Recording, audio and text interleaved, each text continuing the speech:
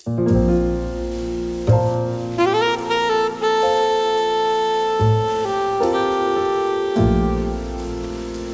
mamy w sumie ciekawą wędrówkę, dlatego że udajemy się na odpust na Trzonce.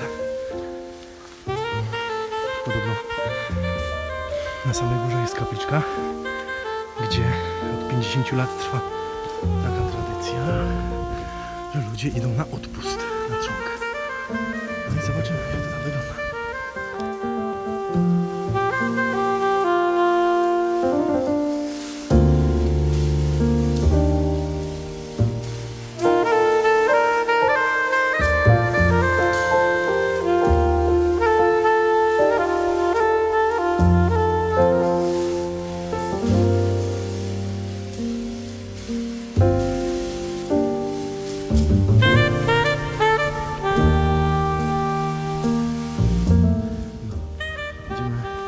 Prosto.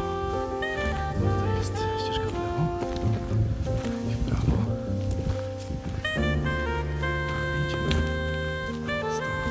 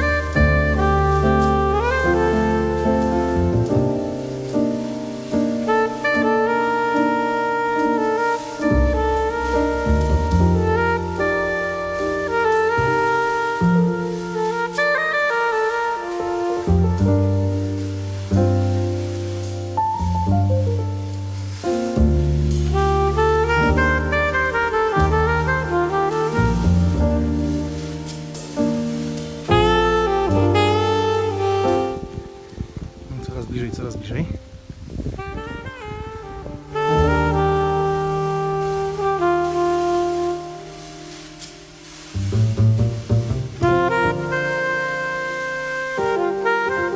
Skrzyczne widać?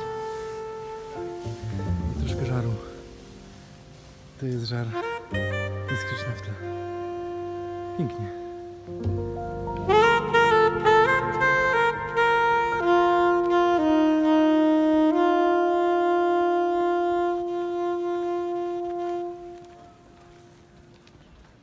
Ludzi. Normalnie pielgrzymka.